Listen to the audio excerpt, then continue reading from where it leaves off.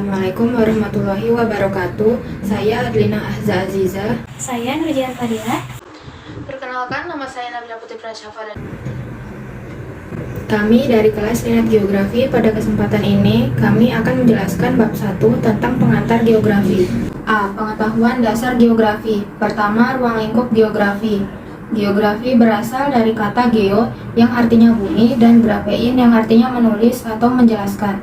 Jadi arti geografi adalah penulisan tentang bumi. Pengertian tersebut menurut Eratosthenes. Beberapa cabang ilmu pengetahuan yang mengkaji bumi. 1. Geologi, inti kajiannya tentang kulit bumi atau kerak bumi. 2. Geomorfologi, inti kajiannya mempelajari tentang perubahan bentuk-bentuk muka bumi akibat pengaruh tenaga endogen, eksogen, dan campuran tenaga manusia. 3. Geofisika, inti kajiannya mempelajari tentang bagian dalam bumi dengan bantuan ilmu fisika, kimia, dan matematika. 4. Geodesi, inti kajiannya mempelajari tentang bentuk dan ukuran-ukuran bumi. Selanjutnya, ruang lingkup kajian studi geografi adalah menjawab pertanyaan-pertanyaan berikut. 1. Apa? Dalam arti ketampakan atau kejadian, proses, gejala, struktur pola, dan fungsi di permukaan bumi. 2. Di mana? Dalam arti situs, letak, dan persebaran di permukaan bumi. 3. Mengapa? Ada fenomena atau kejadian tersebut dalam arti kronologi dan deskripsi latar belakang dan pola hubungan sebab akibat serta interelasi dan interaksi serangkaian gejala. 4. Bagaimana? Dalam arti penjelasan suatu struktur, pola, fungsi, dan proses gejala terhadap masalah yang berwujud rumusan. Kapan? Dalam arti waktu, lampau, sekarang, dan yang akan datang. Siapa? Dalam arti objek penelitian atau subjek suatu kejadian dan sekaligus sebagai subjek yang bertanggung jawab dalam bentuk kelompok manusia. Selanjutnya, konsep esensial geografi. A. Konsep lokasi. Konsep lokasi atau letak merupakan konsep utama yang sejak awal pertumbuhan geografi telah menjadi ciri-ciri khusus ilmu atau pengetahuan geografi. Konsep letak juga merupakan jawaban atas pertanyaan pertama dalam geografi, yaitu di mana. Karena konsep lokasi dibedakan menjadi dua, yaitu lokasi absolut dan lokasi relatif. Secara pokok dapat dibedakan antara pengertian lokasi absolut dan lokasi relatif. 1. Lokasi absolut. Lokasi absolut menunjukkan letak yang tetap terhadap sistem grid atau koordinat. Untuk menentukan lokasi absolut di muka bumi digunakan sistem koordinat garis lintang dan garis bujur yang biasa disebut letak geografis astronomis. Letak absolut bersifat tetap, tidak berubah meskipun kondisi tempat yang bersangkutan terhadap sekitarnya mungkin berubah. 2. Lokasi relatif. Lokasi relatif adalah lokasi yang menunjukkan letak terhadap sekitarnya. Lokasi relatif dapat memberi arti yang sangat menguntungkan atau merugikan. Lokasi di dekat atau di tepi jalan raya dapat menjadikan harga tanah sangat mahal, namun sekaligus juga kurang disenangi bagi keperluan tempat tinggal golongan orang tertentu karena bising dan populasi asap kendaraan bermotor. Lokasi sekitar pabrik-pabrik yang mengeluarkan suara bising dan asap-asap pabrik tidak menguntungkan sebagai tempat tinggal. B. Konsep jarak. Jarak sebagai konsep geografi mempunyai arti penting dalam kehidupan sosial, ekonomi, ataupun kepentingan pertahanan. Jarak merupakan faktor pembatas yang bersifat alami meskipun arti penting bersifat relatif, sejalan dengan kemajuan hidup dan teknologi. C. Konsep keterjangkauan.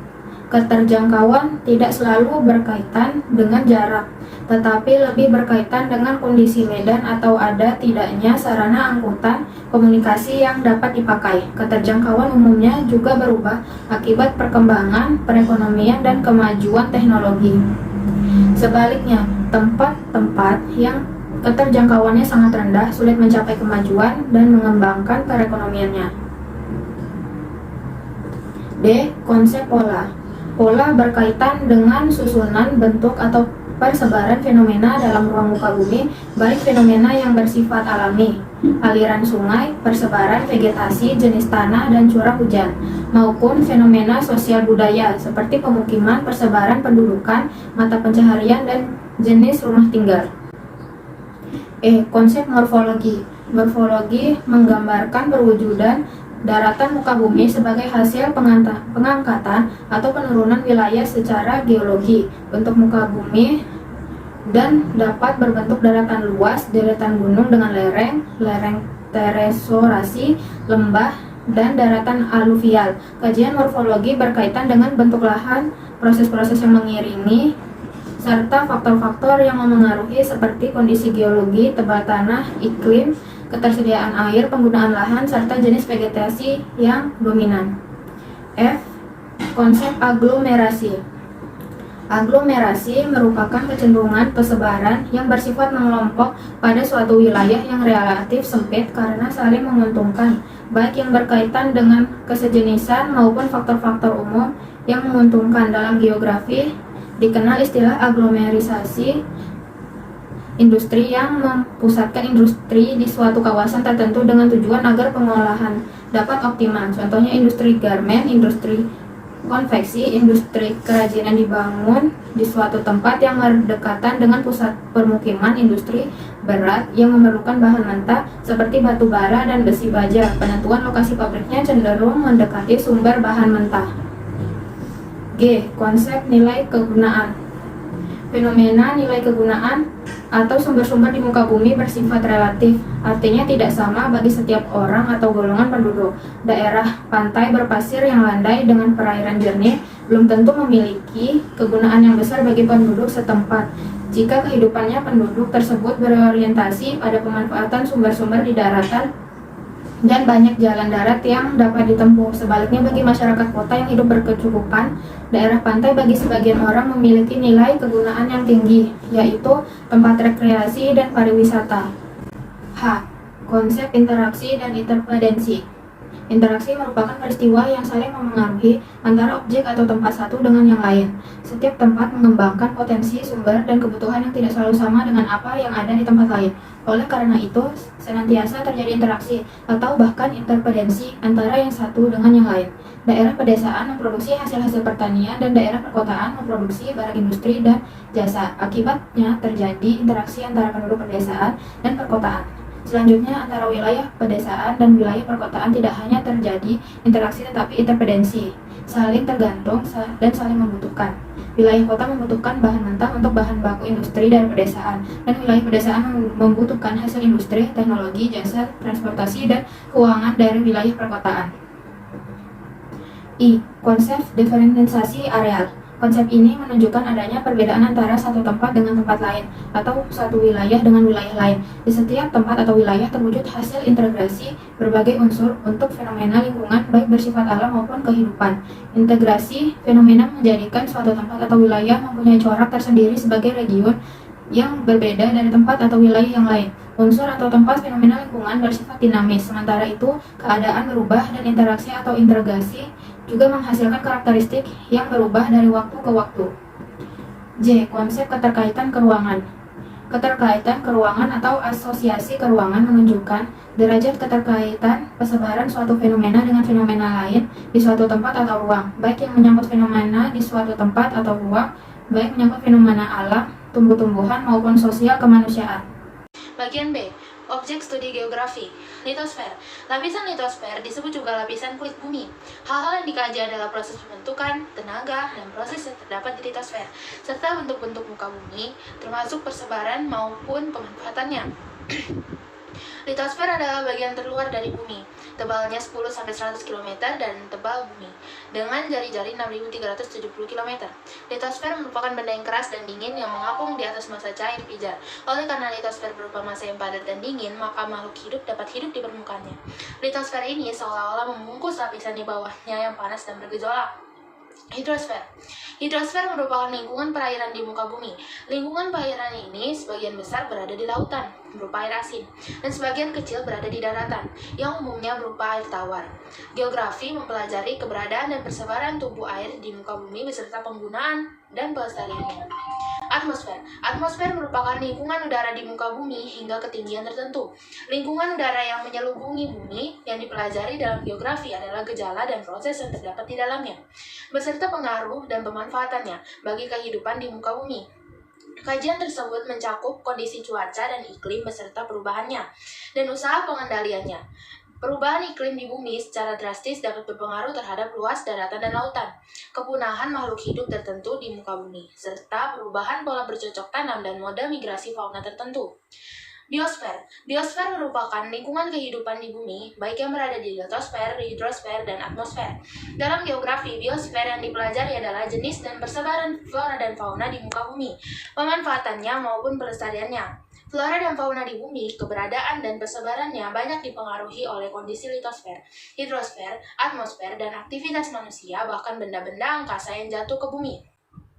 Kepunahan jenis dinosaurus misalnya diprediksi disebabkan oleh jatuhnya meteor raksasa, antrosfer, dan populasi dan persebaran vegetasi tundra, taiga, sabana, hutan hujan tropis, dan vegetasi gurun pasir sangat dipengaruhi oleh variasi temperatur udara, curah hujan, dan jenis tanah. Dalam geografi juga dipelajari tentang manusia dan interaksinya terhadap lingkungan alam di muka bumi.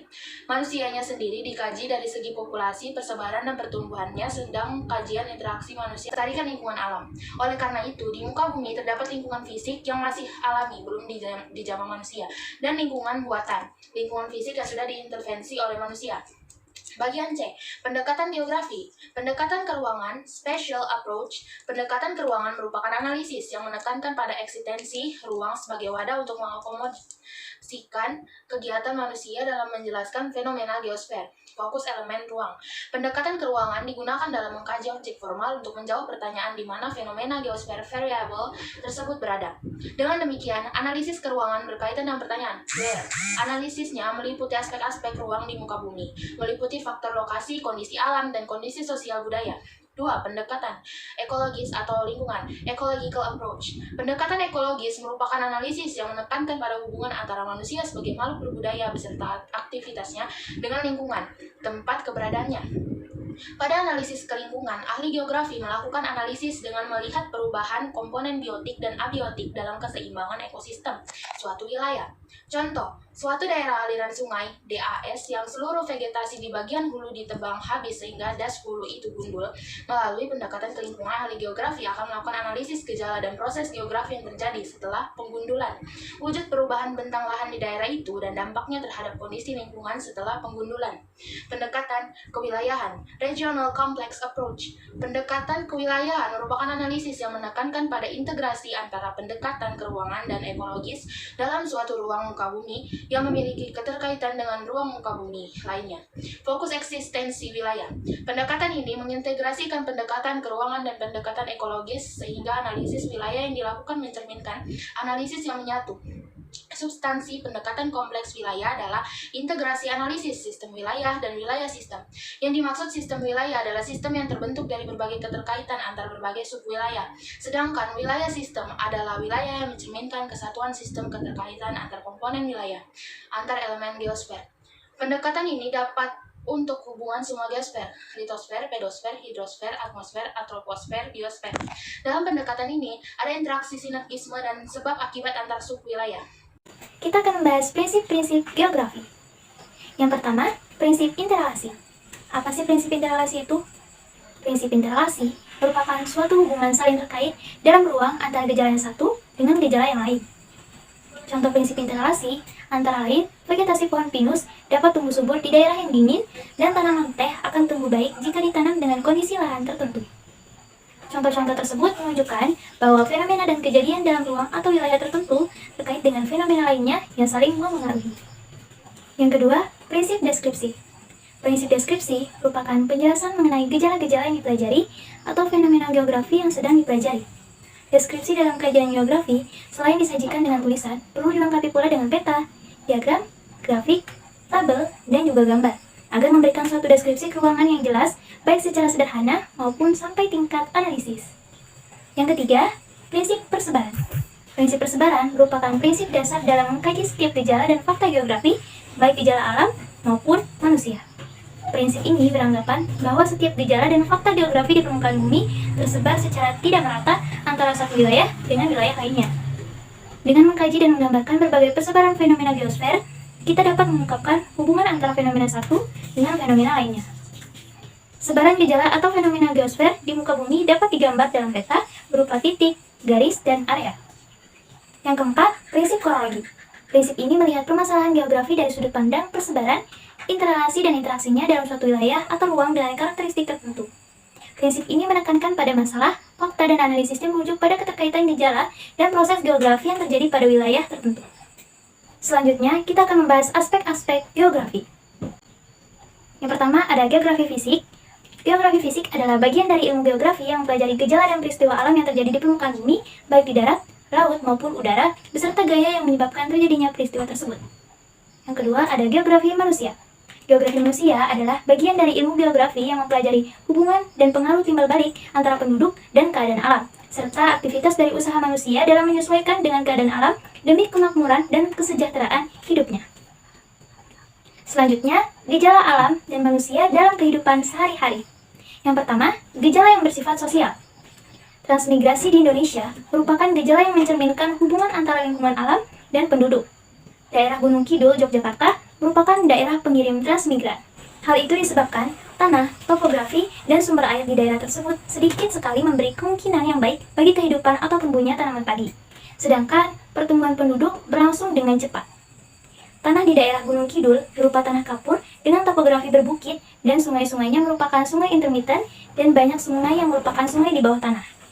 Keadaan tersebut menyebabkan ketidakseimbangan antara persediaan atau produksi bahan makan dengan jumlah dan pertumbuhan penduduk serta belum banyak terdapat industri kecil. Yang kedua, gejala yang bersifat ekonomis. Kemunculan teknologi tepat guna di sektor pertanian padi sawah dan palawija menyebabkan perubahan secara drastis kehidupan petani di pedesaan. Pada awalnya dalam bercocok tanam padi, pekerja tani wanita dan pria beramai-ramai melakukan pengolahan, penanaman, penyiangan, dan pemanenan padi dengan jumlah tenaga kerja yang banyak. Setelah digunakannya traktor, mesin penyiang, mesin perontok padi, dan mesin-mesin pertanian modern lainnya, jumlah tenaga kerja yang dibutuhkan pada sektor pertanian padi di pedesaan berkurang drastis. Akibatnya, di pedesaan banyak tenaga kerja petani tidak mendapatkan pekerjaan di sektor pertanian sehingga terjadi pengangguran atau setengah penganggur. Pekerja pertanian yang dibutuhkan adalah petani yang benar-benar mampu atau kompeten menjalankan mesin-mesin pertanian modern.